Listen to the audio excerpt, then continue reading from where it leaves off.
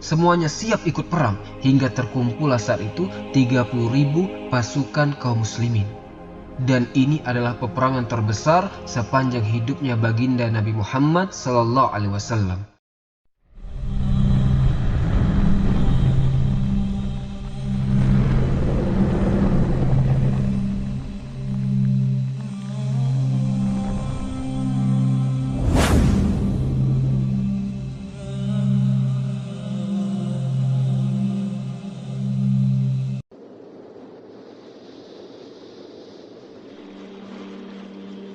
Assalamualaikum warahmatullahi wabarakatuh. Alhamdulillahi wahda, wassalatu wassalamu ala rasulillah. Sahabat Ferry Channel, rahimakumullah.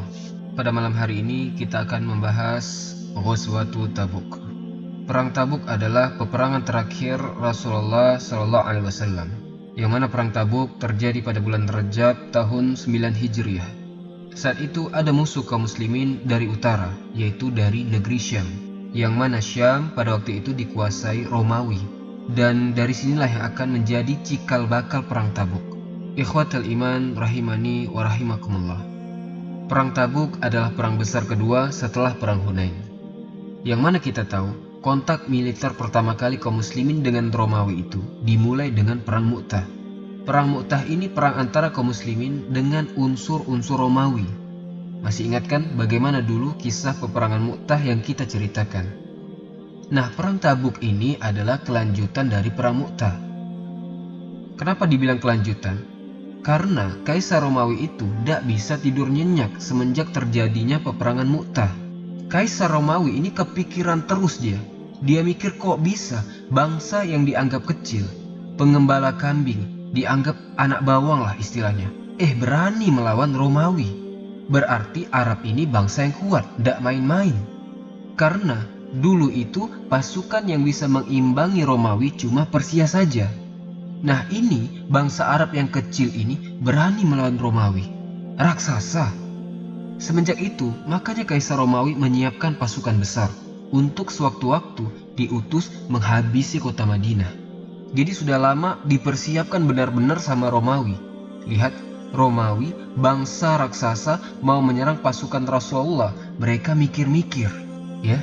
Kemudian setelah kepulangan Rasulullah SAW dari Mekah, setelah Fathu Mekah dan dari perang Hunain, terus Rasulullah kembali ke Madinah. Itu Rasulullah dan para sahabat sudah paham bahwa ini kelihatannya Romawi ini menyusun rencana besar untuk menghantam kota Madinah. Sampai-sampai kalau ada suara-suara gaduh, orang Madinah pada waktu itu khawatir. Kalau itu adalah pasukannya Al-Ghazani, dari pasukannya unsur Romawi yang datang. Saking para sahabat ini tahu bahwa Romawi tidak akan tinggal diam setelah peperangan Mu'tah. Nah, jadi itulah penyebab terjadinya perang Tabuk. Dan pada awal-awal tahun 9 Hijriah ini, kaum muslimin yang ada di kota Madinah itu selalu waspada. Sehingga kaum muslimin mau tidak mau juga harus persiapan. Dan sampailah kabar bahwa yang selama ini dikhawatirkan terbukti. Sampailah seorang mata-mata Rasulullah itu datang mengabarkan kabar bahwa Romawi sudah menyiapkan 40.000 pasukan. Rasulullah tahu dari mana?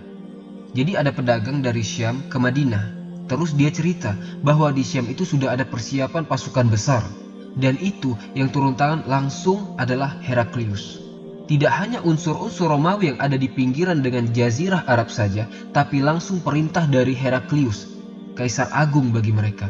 Jadi mereka menyiapkan 40.000 pasukan untuk menyerang Madinah. Jadi kalau kita melihat peta, Jazirah Arab yang paling utara itu kan langsung berdampingan dengan Romawi. Lah di sana itu ada suku-suku Arab yang memeluk agama Nasrani. Nah, suku-suku Arab yang memeluk Nasrani ini diajak semuanya menjadi unsur-unsur Romawi yang kemudian diajak perang melawan Rasul dan pasukan Rasulullah SAW. Sehingga terkumpullah 40.000 pasukan pada waktu itu. Akhirnya mereka sampai di Balko. Kalau sekarang itu namanya adalah Jordania. Sudah hampir dekat Jazirah Arab. Sedangkan di Madinah saat itu sedang terjadi kemarau yang panjang. Tidak turun hujan, paceklik. Dan itu zaman-zaman susah bagi Rasulullah dan para sahabat. Pada saat terjadinya perang Tabuk, makanan tidak seberapa, panasnya luar biasa hawanya. Dan tidak ada perbekalan untuk perang pada waktu itu. Kuda tunggangan juga tidak ada. Sedangkan peperangan membutuhkan logistik. Kan makan itu perlu. Tidak ada apa-apa pada waktu itu. Ditambah jarak tempuh antara Madinah ke Romawi itu sangat jauh. Sehingga ini semakin membuat cemas Rasulullah dan para sahabat. Akhirnya Rasulullah SAW mulai berpikir, ini lebih baik kita diamkan atau bagaimana? Atau sekarang kita berangkat menuju Tabuk untuk mencegat mereka? Dipikir sama Nabi, dihitung-hitung, dikalkulasi, ternyata hasil akhirnya dari perhitungan Nabi itu memang harus berangkat. Mengapa? Karena dalam kondisi seperti itu, kalau menunggu sampai pasukan Romawi itu datang, niscaya kota Madinah akan habis. Karena di Madinah ada anak-anak, ada orang tua, ada wanita yang lemah, bahaya, nanti akan dihabisi. Maka Rasulullah SAW langsung memutuskan untuk berangkat dan menghadapi Romawi. Ini adalah peperangan pertama setelah orang-orang berbondong-bondong masuk Islam. Sehingga akhirnya Rasulullah SAW memaklumatkan perang dengan Romawi. Dan ini luar biasa, suku-suku yang tadi berbondong-bondong masuk Islam itu datang ke Madinah siap setia bersama Rasulullah.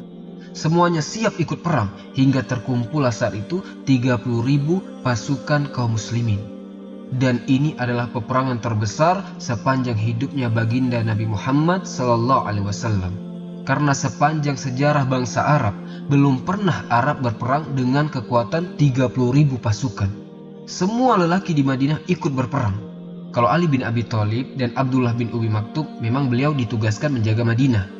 Jadi tidak ikut ke Tabuk, kecuali yang tidak ikut perang orang-orang Ahlul Azhar. Mohon maaf, orang-orang yang pincang, orang-orang yang buta, dan orang-orang yang lemah di kota Madinah itu tidak ikut perang. Atau orang-orang munafik itu tidak ikut perang. Dan ada 3 sahabat Nabi yang tidak ikut perang tanpa uzur. Mereka adalah Hilal bin Umayyah, Murarah bin Rabi, dan paling terkenal itu kisahnya adalah Ka'ab bin Malik. Dan kisahnya itu tersendiri. Saat ini tidak kita ceritakan, insya Allah ada waktu maka kita akan ceritakan. Ikhwatal iman rahimani wa rahimakumullah. Namanya perang itu kan butuh perbekalan. Dan saat perang Tabuk itu adalah perang yang paling susah dari sisi pendanaan. Maka Rasulullah memaklumatkan kepada para sahabat untuk mengumpulkan harta-harta mereka. Kemudian maka kaum muslimin berbondong-bondong langsung melaksanakan titahnya Rasulullah. Di antaranya adalah Utsman bin Affan. Datang Utsman. Dan Utsman bersedekah 200 ekor unta beserta perlengkapannya. Jadi pasukan tinggal naik saja perang. Kemudian Utsman bin Affan membawa uang 1000 dinar dan diletakkan di pangkuan Rasulullah. 1 dinar itu sekitar 4/125 gram emas murni. Bayangkan berapa sedekah Utsman bin Affan saat itu.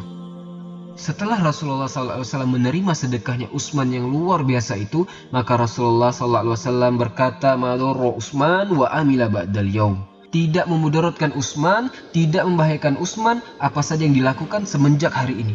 Maksudnya pasti masuk surga. Kemudian datang Umar bin Khattab. "Ya Rasulullah, aku sedekahkan separuh hartaku." Rasulullah bertanya kepada Umar, "Ya Umar, apa yang kau tinggalkan untuk keluargamu?" Maka Umar berkata, "Separuh hartaku ya Rasulullah." Kemudian setelah itu datang Abu Bakar As-Siddiq membawa seluruh hartanya. Tidak ada yang tertinggal, semua dibawa dan disedekahkan. Ditanya sama Rasulullah SAW, "Wahai Abu Bakar, apa yang kamu tinggalkan untuk anak dan istrimu?" Maka kata Abu Bakar, "Tarohtu li ahli Allah wa Rasulah." Aku tinggalkan untuk keluargaku Allah dan Rasulnya. Masya Allah. Kemudian datanglah Abbas, pamannya Nabi, membawa harta yang sangat banyak. Datanglah Tolha dan Sa'ad bin Ubadah dan Muhammad bin Maslamah. Semuanya datang membawa harta yang mereka miliki. Mereka berbondong-bondong datang mencari ridho Allah Subhanahu wa ta'ala. Sampai ada yang tidak mampu, orang miskin. Saking pengennya berkontribusi dalam perang ini, dia hanya membawa 1 mud gandum. Terus dibilang sama orang-orang munafik, Allah tidak butuh dengan 1 mud, ngapain bawa 1 mud? Maka Allah dan Rasulullah membela orang-orang yang semangat untuk bersedekah dari ocehannya orang-orang munafik. Lah pada waktu itu teman-teman, kaum muslimin berjumlah 30.000 pasukan. Dan setiap 18 orang itu gantian dengan 1 unta. Untanya kan terbatas, jadi 18 orang dijatah 1 unta. Jadi yang 1 naik, 17 orangnya jalan. Nanti udah sampai di mana gantian naik unta, begitu. Dan seterusnya. Saking kekurangan perbekalan pada waktu itu. Nah, sebelum berangkat perang, datang orang-orang miskin yang memang tidak punya apa-apa. Mereka mengatakan, "Ya Rasulullah, saya ingin ikut perang ya Rasulullah, saya ingin berjihad, ingin membela agama Allah." Kata Rasulullah, "Mohon maaf, kami tidak punya sesuatu untuk mengangkut kalian. Tidak ada unta lagi, kalian sudah tidak bisa ikut berperang." Itu para sahabat yang miskin-miskin itu ketika diomongi Rasulullah seperti itu, dia pulang ke rumahnya sambil meneteskan air matanya. "Ya Allah, aku tidak bisa ikut. Sedangkan sahabat-sahabat yang lain bisa ikut perang." Menangis mereka. Sampai Allah turunkan surah At-Taubah ayat ke-92.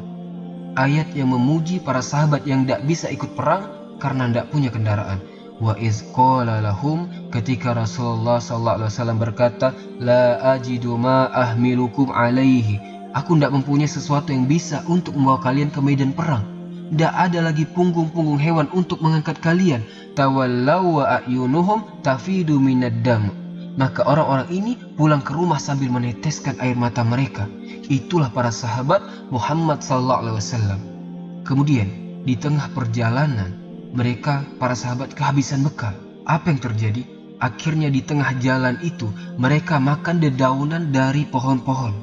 Bayangkan, 30.000 dengan perbekalan dan logistik yang terbatas. Bahkan di dalam riwayat dikatakan, sampai seandainya di antara kami para sahabat buang kotorannya, maka kami menjumpai kotoran kami itu seperti domba dan kambing. Saking seringnya makan dedaunan. Dan bibirnya para sahabat pecah-pecah karena makan dedaunan. Bayangkan. Mereka berjuang demi menolong agama Allah. Inilah para sahabat berangkat dalam kondisi yang memprihatinkan seperti itu. Kemudian kalau kita kalkulasikan duniawiyah, hitung-hitungan militer, siapa yang menang? Romawi 40.000 senjata lengkap. Dan pasukan muslimin 30.000 dengan bekal seadanya. Pasti di atas angin menang Romawi. Karena Romawi orangnya besar-besar, punya senjata lengkap. Mereka punya anak jajahan banyak. Perbekalan mereka pun sangat kuat. Di atas kertas kalau istilahnya zaman sekarang, pasti menang itu Romawi. Ikhwatal iman, rahimani wa rahimakumullah. Dan para mata-mata Romawi, kalau mereka melihat pasukan Rasulullah, pasti dia pulang dalam keadaan terkagum-kagum dan menakjubkan. Mata-mata Romawi mengatakan kepada pemimpinnya, "Wallahi, kami tidak pernah menjumpai kaum seperti pasukannya Muhammad. Mereka ketika malam hari seperti rahib-rahib, seperti pendeta-pendeta, khusyuk ibadahnya. Tetapi ketika siang hari, mereka seperti singa, kuda perang, kesatria. Kami tidak melihat tameng di tubuh-tubuh mereka, melainkan hanya pedang di tangan." Bayangkan, tidak pakai baju perang. Artinya apa? Artinya mereka, pasukan Rasulullah, ini pasukan yang siap mati. Pasukan haus darah. Allahu Akbar. Para sahabat Nabi itu sudah yakin bahwa mereka dimenangkan Allah bukan karena jumlah. Ingat perang Badar 300 melawan 1000. Allah menangkan yang sedikit. Ingat perang Azab, perang Khandaq, dikepung oleh lautan musuh. Mana yang dimenangkan oleh Allah? Kaum muslimin. Makanya kaum muslimin tidak gentar kalau melihat musuh yang banyak. Karena mereka sudah faham bahwa mereka dimenangkan Allah bukan karena jumlah. Akhirnya terus berangkat kaum muslimin yang sangat kurang perbekalan mereka ini. Kemudian di tengah jalan, Rasulullah dan para sahabat melewati tempat namanya adalah Al-Hijr, Madain Soleh. Al-Hijr ini dulu tempatnya kaum Samud, kaumnya Nabi Soleh. Tempatnya di antara Madinah dan Tabuk, kira-kira jaraknya 300 km dari Madinah. Kaum Samud yang mereka memahat gunung-gunung dan dijadikan tempat tinggal. Seperti di Yordania, Petra, itu ada juga, tapi bukan tempatnya kaum Nabi Soleh. Masih ingat kan kisah kaum Samud yang Allah azab dengan suara guntur dari langit, kemudian mereka mati seketika. Bergelimpangan mayat-mayat mereka di rumah-rumah mereka. Kemudian Rasulullah SAW ketika melewati tempat diazabnya kaum Samud, Rasulullah mengatakan, "La tashrabu minha." Janganlah kalian minum dari mata air di tempat ini. "Wa la tatawaddu'u minhu lisolah." Jangan kalian wudhu untuk sholat di tempat di daerah ini. Karena Rasulullah tahu ini dulu adalah tempat yang kaumnya diazab oleh Allah. "Wala taqulu minhu syai'a." Jangan sekali-kali kalian makan sesuatu apapun dari tempat ini. Bahkan Rasulullah mengatakan, "La tadkhulu masakinal ladzina zalamu anfusahum." Jangan kalian masuk tempat-tempat dari orang-orang yang berbuat zalim kepada diri-diri mereka, yaitu di zaman dulu. Percepat jalan kalian. An yusibakum mislu ma asobahum. karena khawatir Allah akan timpakan kepada kalian seperti yang Allah timpakan kepada mereka terdahulu. Illa an takunu bakin, kecuali kalian masuk dalam keadaan menangis, mengingat-ingat kaum yang dulu dibinasakan Allah karena kedurhakaan mereka. Namun sangat-sangat disayangkan, sekarang Madain Soleh di sana dijadikan objek wisata yang sangat diutamakan sekarang. Tempatnya kalau kita lewat memang keren. Bisa dibilang Petra versi Arab, tapi lebih tua daripada Petra yang ada di Yordania, bekas peninggalan kaum Nabatian Arab lama. Ikhwatal iman rahimani wa rahimakumullah. Sampailah kaum muslimin di dekat tempat namanya Tabuk.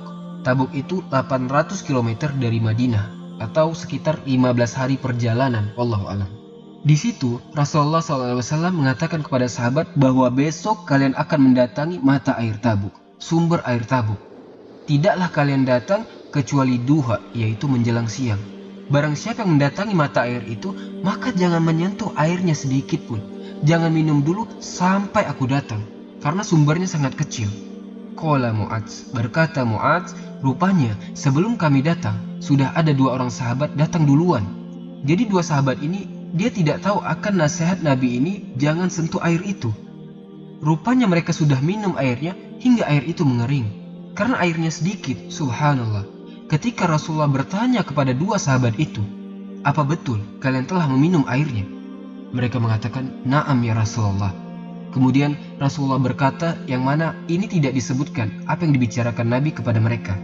Kemudian setelah itu Nabi menyuruh semua sahabat untuk minggir dan dipegang sama Nabi air tersebut. Seakan-akan lubang mata air itu digerakkan oleh Rasulullah SAW. Kemudian Rasulullah SAW berkumur-kumur membasuh mukanya dan kedua tangannya. Subhanallah, air itu kemudian nyembur lagi SAW. Fastakan nas, semua sahabat pun bisa meminum sumber air di Tabuk. Sehingga Rasulullah wudhu dan para sahabat juga datang minum di situ dan berwudhu. Kemudian Rasulullah SAW berkata kepada Mu'adz, wahai Mu'adz, jika umurmu panjang, nanti kamu akan melihat bahwa tempat ini akan menjadi tempat yang rindang dengan kebun-kebunnya. Tempat ini akan subur. Dan betul, sekarang Tabuk itu subur sekali. Ikhwatal iman rahimani wa rahimakumullah. Kemudian Rasulullah SAW mengatakan, Tahubu alaikumul layla, malam nanti akan ada rihun sadida, angin yang sangat kencang. Jangan sampai dari kalian 1 orang pun berdiri, jangan. Tetaplah diam kalian. Dan barang siapa membawa unta, maka kuatkanlah ikatan unta tersebut. Habatirus sadida, dan datanglah angin yang sangat kencang sekali. Ternyata ada yang keluar saat itu, berdiri dia. Subhanallah, orang itu pun terangkat dan melambung jauh karena angin tersebut. Sampai angin pun telah memberi isyarat kepada Nabi akan kedatangannya sallallahu alaihi wasallam. Alhamdulillah, kemudian tentara pun sampai kepada tempat yang namanya Tabuk. Fa'askar hunak. Kemudian setelah sampai, Nabi pun menyusun strategi perang. Saat itu musuh belum datang. Qoma sallallahu alaihi wasallam khatibun Nabi. Kemudian Nabi berdiri dan berpidato, yang mana semua 30.000 pasukan ini mendengar ucapan beliau. Rasulullah SAW menyemangati para sahabat akan kehidupan dunia dan akhirat ini, memberikan ancaman, peringatan, tapi memberikan kabar gembira dan yang mengembirakan kepada para sahabat, hingga para sahabat semangat untuk berjihad. Takbir semua para sahabat. Kemudian apa yang terjadi? Allahu Akbar. Ternyata di perjalanan Romawi mendapat kabar dari mata-mata mereka bahwa pasukan Muhammad sudah lebih dahulu menguasai Tabuk. Kemudian mata-matanya ini menceritakan bagaimana latihan militernya pasukan Muhammad, latihan menombaknya, dan suara takbir pasukan muslimin yang menggema dahsyat. Jumlah pasukan muslimin ini banyak, hampir sama dengan jumlah kalian. Oh, mendengar itu gemetar Romawi ini, ketakutan mereka, dan tidak ingin mereka ini berjumpa dengan pasukan Rasulullah SAW. Akhirnya apa yang terjadi? Romawi ini bercerai-berai, lari tunggang langgang. Bayangkan, belum berhadap-hadapan sudah lari semuanya.